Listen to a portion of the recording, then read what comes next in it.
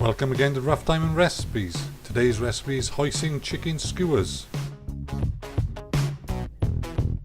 As normal, a full list of ingredients can be found in the description box below.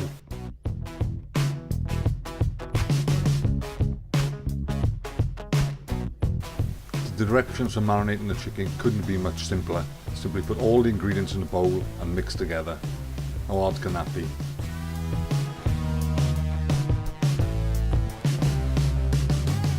When this is done, cover the bowl with cling film and place in the refrigerator for at least 1 hour.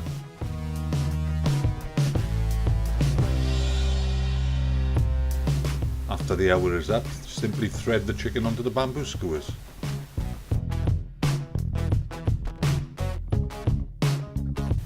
And when you're ready to cook, it's off to a well-oiled, preheated griddle pan. Then simply cook the chicken skewers on a medium to high heat until thoroughly cooked through.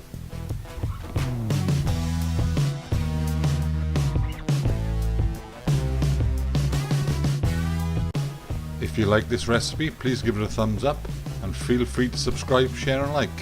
See you on the next one. Bye for now.